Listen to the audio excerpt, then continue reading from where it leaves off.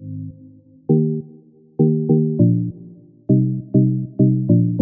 everyone, it's Cassie and welcome to This Budget Life. Today I'm bringing you another budget with me, and this will be for the fourth paycheck of November. Before I get started, I just want to clarify about the budget that both my husband and I are salaried employees. He gets paid weekly and I get paid monthly. So what you'll see here for this particular paycheck is going to be my husband's fourth paycheck. And then I get paid at the end of the month, my one monthly paycheck. So again, you can see that I have the budget by paycheck workbook out, and I am working on finishing up this workbook before I begin in 2022 with the box set. I have a video coming up on the box set. I don't know when I'm going to post it. I've kind of got some things scheduled out in advance. But that one, I just wanted to showcase the size difference between the two. If you were in the market to purchase one of them, I'm particularly interested in switching over to the box set because look how gigantic this thing is. It's quite massive. I really do enjoy all of the worksheets in here. So that's what we're gonna do today. So sorry, Mr. Succulent. You gotta go. Okay. All right, cover up a couple of things so we can look at the entire month. Inside the workbook, this just shows us our monthly view where I list all of the bills. So there's a couple things that I do have to highlight as we've taken care of those bills.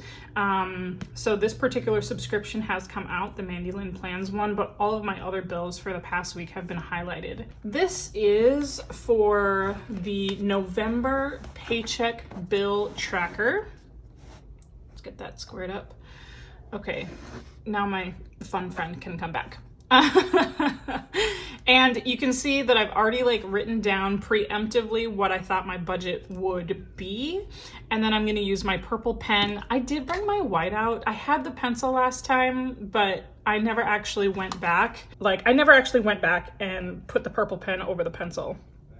And I really want the purple pen so that way I can kind of see the difference between the two. So we've got the whiteout on hand. As you can see, I've already used whiteout all over this book. I know I could get erasable pens. I know they exist, but I have whiteout, so it's fine. It's fine. Okay, so up top, we've got the incoming check came out to $1,117.04. And I had $10.24 of rollover money from the checking account. I did load up my Starbucks card already, so I subtracted 25 from that. So the income total that I'm working with is going to be $1,102.28. Okay, so coming out this week, I've got Geico, which is my car insurance, and that I budget $110, but I think it went down to $105. I mean, not a lot, but I'm still going to put $110 down. So, I mean, if there is an extra $5 rollover, not the end of the world. And then I've got one of my credit cards is a $101 payment. So we're going to put that down. And then my fun daycare cost, $323.66 for the week. I explained in my last budget with me that I tried to pay them in cash, and it turns out they don't take cash, which is really frustrating because part of this fee that I pay is a card processing fee. So in order to get rid of the card processing fee, how am I supposed to pay that? I don't know. And then I have one of my car payments coming out on the 28th. That's $243.51. Now, what I actually want to put on my fixed expenses, I want to put a checking account cushion in here. Because while I did have some rollover, that's not a lot, and I would prefer to build up my savings, or not my savings. I mean, yeah, I want to build up my savings, but I do want to build up a checking account cushion as well. So I'd have a little bit more than $10.24. Now, I'm not going to start super big, but I think if I can put a buffer of $25 in as a fixed expense, then I'll at least make sure that's budgeted and accounted for. That's what I'm going to try for this week. If anyone else does that, let me know. that's what I want to try. So I'm going to put $25 there. And we'll put that as today. So this paycheck was supposed to come out or get deposited on the 25th. That's actually Thanksgiving in the United States. So we got paid early this week. So today is the day before Thanksgiving that I'm filming this. Hopefully I'll be able to post this before the end of the day today. Because I really have to run to the bank before they close, which that would be a bummer if I didn't take care of that. Okay. So let's go ahead and add all of those up. Can you see that? Is that dark? Too dark? I'm left-handed, so I didn't want to cover up that side. What are we doing? What are we doing? Where can I get you some good light? Ooh, all right, succulent, you gotta go. We need the calculator. Okay.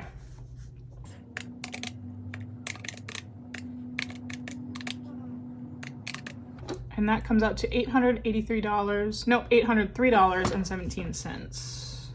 So I'm gonna take my income total,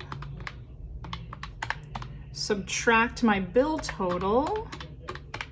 If you can hear my husband and my son, they're both home this afternoon, which is actually really great because then he can distract him and then I can run to the bank without needing to load up a baby. Okay, so I'm left with $299.11. All right, so the big thing that actually was different from last week. So last week, I had a huge rollover amount in my checking account, which isn't typical for me. But I decided that I was gonna put that rollover toward the down payment for my house.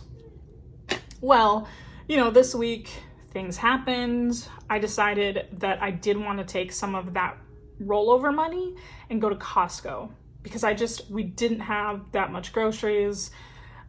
I really wanted to have like a little bit more in my pantry than I have been carrying.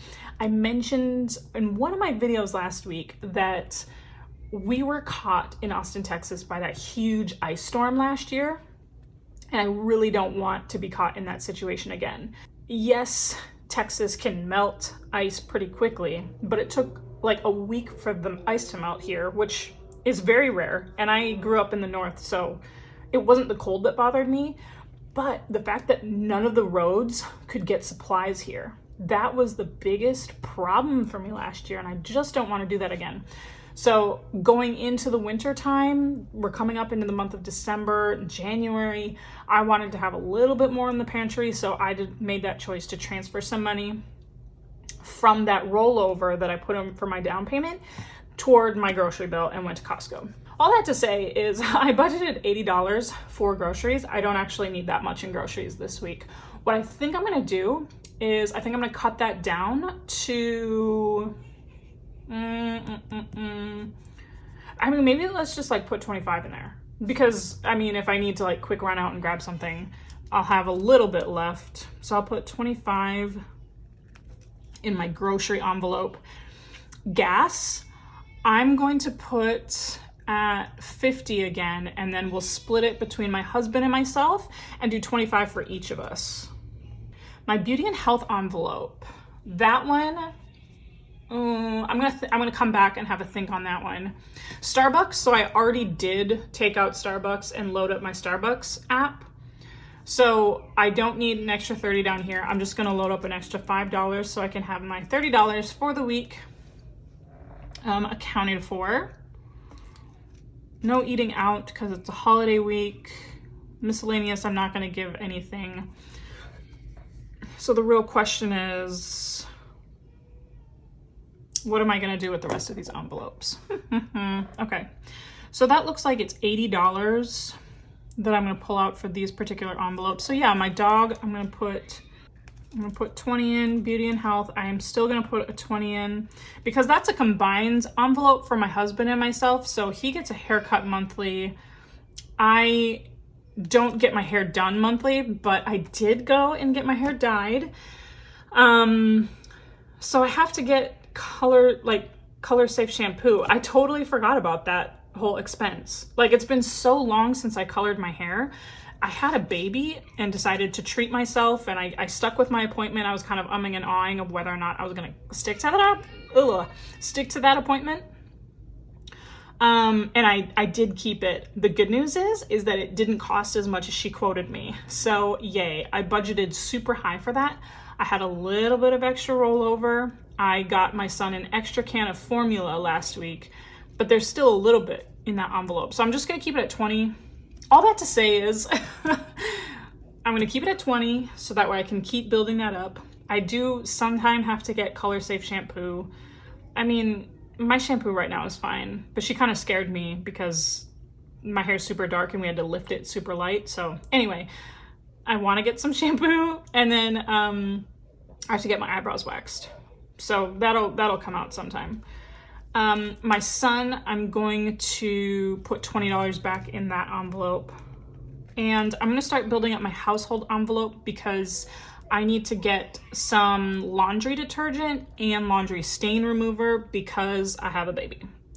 And I pretty much do laundry and stain removal in his clothes daily. So I'm gonna put $20 in that one too. Lots of 20s here. Hopefully I have enough 20s. All right.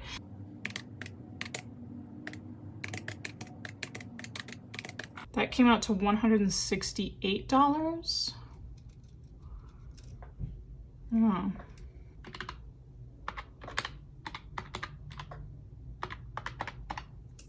And then I'm left with $131.11. Okay. So over the week, while I was kind of creating this budget, I realized that I do have to start putting money in my dog's sinking fund. So we have a Chewy.com subscription. I have at least 2 subscriptions that come every 3 months. So I have them written down in like my long-term financial calendar. So I just want to start putting money away for, these are like flea and tick meds and heartworm meds. So if I consistently put $14 into her sinking fund, then she should be covered by the time the next subscription comes out. And then the same thing with Amazon Prime. My Amazon Prime subscription is due in February. And I always forget, like, I don't know about you, but before cash budgeting, before doing all of the sinking funds and everything, I would totally forget about when my Amazon Prime subscription would be due. And then I would get hit with that fee. So I'm gonna put $15 in that one. I did put $50 toward my emergency fund. I do like that idea. I don't need to start building back up Costco, but maybe I want to put, you know what, I do. I want to put $25 toward Costco. Oh no, purple pen, stay with me. Okay, what does that come to? $104. And I'm just gonna leave these other sinking funds alone. I will eventually have to touch my car maintenance again, but this is not the week for that, I don't think. You'll notice that I'm not actually putting any money toward Christmas. That's just a choice that I've made this year, and I've spoken with my husband, I've spoken with my family. We're not doing presents this year because we are building a house and we're trying to close in January. So honestly, like all the extra stuff that's coming in for the upcoming month, I'm basically saving for that. So we just made the choice. We're not going to do Christmas presents this year. And people will be like, well, not you people, but like people I know in real life are going to be like, aren't you going to buy your son a Christmas present? And to that, I tell them that I'm buying him a house. So that's his Christmas present. And then same thing with holiday clothing. I'm going to have to start building that back up because he is on the verge. Like, oh, we only have maybe a week, like maybe over Thanksgiving break, I should probably start transitioning him over to the 12-month clothes because some of his 6 to 9 month jammies are tight. So I have like enough 12-month outfits, right? But I realized that I was really short on pajamas for him. Eventually that's gonna have to get some more. Worry about that later. Okay, so $27.11 is left. And here's what I'm gonna do. I have that credit card. I want to put a little bit more toward that. So let's see. I'm on $3 for my 52-week challenge, but I think that I can use some of that rollover funds from my beauty envelope to put toward that challenge. I actually just posted a video talking about savings challenges on a tight budget. And I had talked about in that video that I received a really big piece of advice of like utilizing and repurposing some of your rollover funds towards savings challenges instead of always withdrawing extra money to stuff a savings challenge. So that's what I'm going to do there. So I'm not going to pull anything out, but I'm going to repurpose and like reshuffle some of that rollover money. And I'm going to put all of that $27.11 onto that credit card for now. And there's no leftover, so I'll worry about my 1 month ahead later. Maybe, I don't know. I don't know when I'll do that one. I'll worry about that later. So my total income will be a zero-based budget. Okay, cool. Now let's figure out what denominations we want on our cash envelope breakdown. So I think I did this last time too. I need this coil to be out of my life, but for now I'll just flip back and forth. So I've got groceries, gas that I want to stuff. What else? Luna, Beauty and Health, Ben, Starbucks. No, I don't need to stuff Starbucks. Luna, Beauty and Health, Ben. Okay, let's write those down. And then those sinking funds, I wanted emergency, Costco, Luna, and Amazon Prime. Emergency, Costco, Luna, and Amazon Prime. Okay.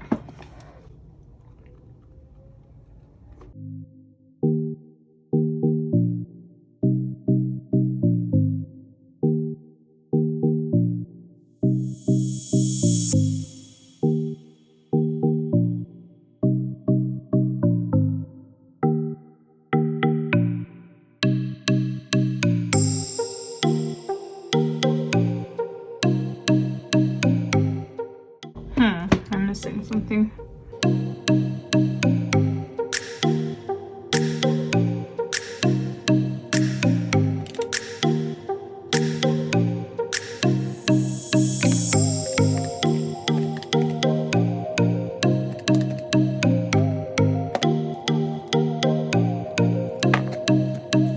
Already have to bust out the whiteout. We can have the fun succulent to look at while I check my math.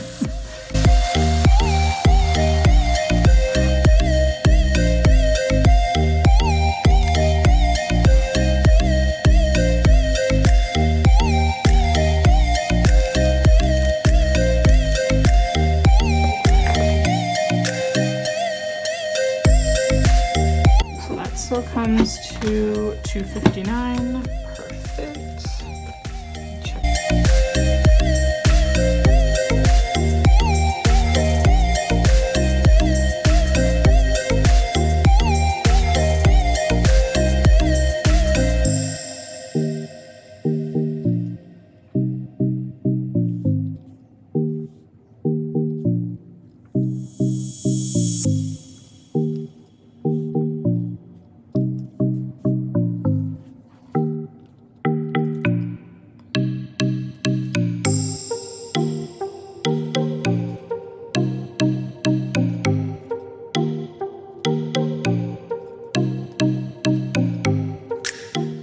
Okay, we managed to do it. So this is what I'm going to request from the bank. This is my cash teller slip. I'm gonna run to the bank and then I will come back and film my cash stuffing. Thank you so much for joining me. Let's see, if you made it this far in your budget with me, I want you to put the turkey emoji down there just to get a little festive for Thanksgiving. And like I said, I will catch you in the cash stuffing video that I will post next. And thank you so much for joining me, and I will see you in the next one. Bye.